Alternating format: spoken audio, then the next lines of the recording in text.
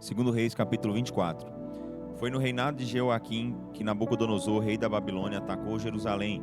Jeoaquim teve de entregar-se e pagar o imposto ao rei da Babilônia durante 3 anos, mas depois ele rebelou contra Nabucodonosor.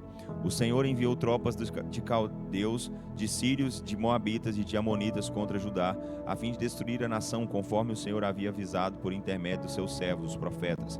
Essas calamidades aconteceram a Judá por ordem direta do Senhor.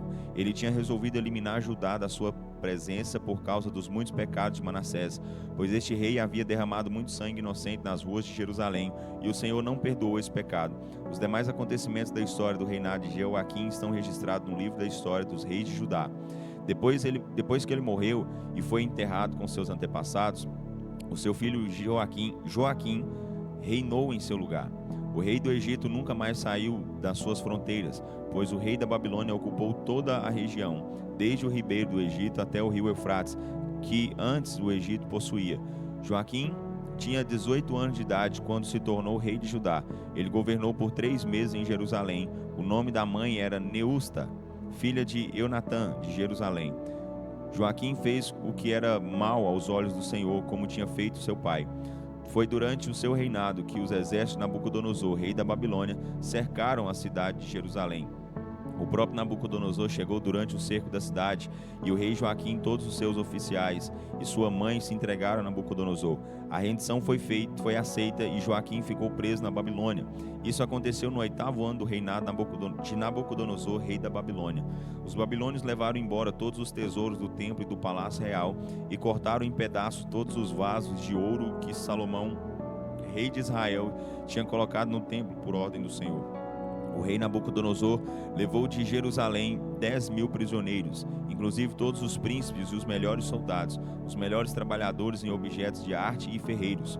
Assim, só ficaram na terra as pessoas pobres e sem profissão. Nabucodonosor levou para a Babilônia o rei Joaquim, suas esposas, seus oficiais e sua mãe. Além disso, ele levou 7.000 dos melhores soldados, todos eles homens fortes e preparados para a guerra, e 1.000 trabalhadores em objetos de arte e ferreiros. Então o rei da Babilônia nomeou Matanias, tio do rei Joaquim, para ser o próximo rei, e mudou o nome dele para Zedequias.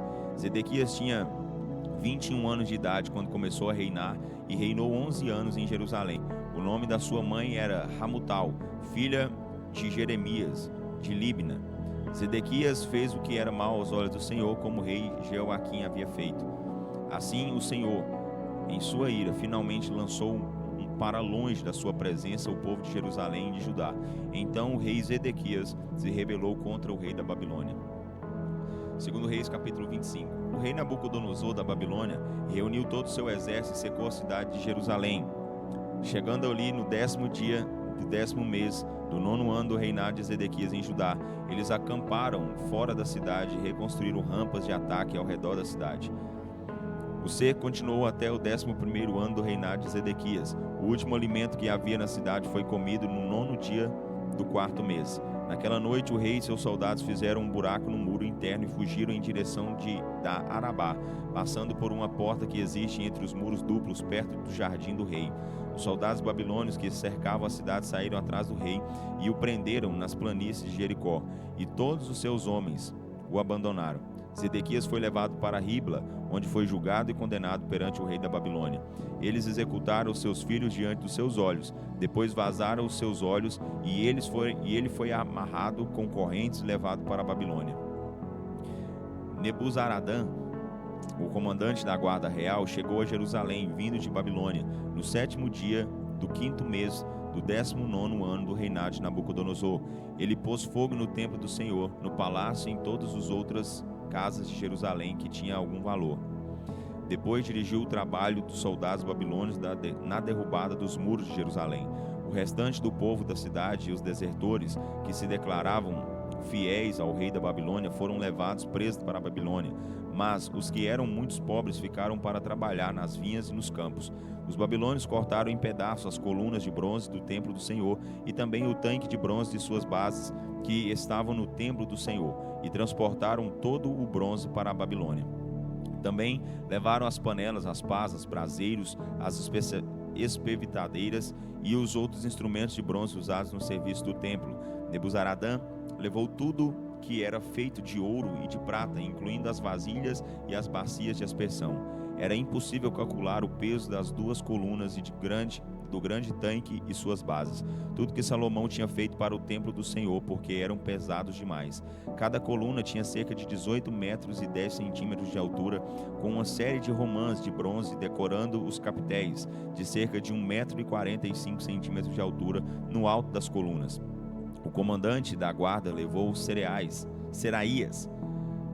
o sumo sacerdote, seu ajudante Sofonias e os 3 guardas do templo para a Babilônia como prisioneiros. Um comandante do exército de Judá, o oficial encarregado da convocação dos soldados, 5 dos conselheiros do rei e 60 lavradores que ainda estavam escondidos nas cidades. Foram levados pelo general Nebuzaradã à presença do rei de Babilônia, em Ribla, na terra de Ramate, onde o rei mandou executá-los. Assim Judá foi levado para o exílio, para longe da sua terra.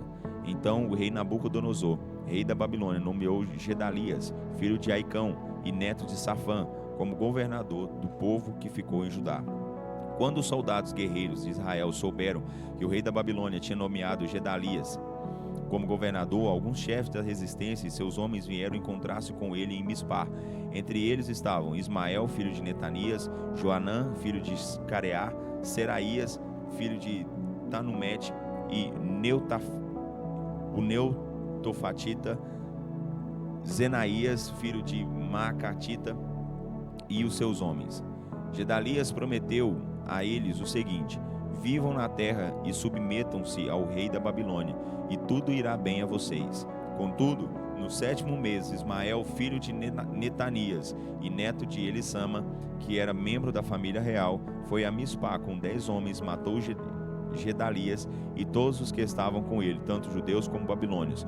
Nessa ocasião, todos os homens de Judá e os chefes guerreiros fugiram apavorados para o Egito, porque tinham medo do que os babilônios poderiam fazer com eles. No 37º ano do exílio de Joaquim, rei de Judá, no ano em que Evil-Merodach se tornou rei da Babilônia, Joaquim foi libertado da prisão. Isso ocorreu no 27º dia do 12º mês. Ele tratou Joaquim com bondade e deu a ele tratamento melhor do que o tratamento dado a todos os outros reis que estavam presos na Babilônia. Joaquim recebeu roupas novas para substituir as suas roupas de prisioneiro e, enquanto viveu, comia regularmente à mesa do rei. O rei também deu a ele uma pensão em dinheiro durante o restante dos dias de sua vida.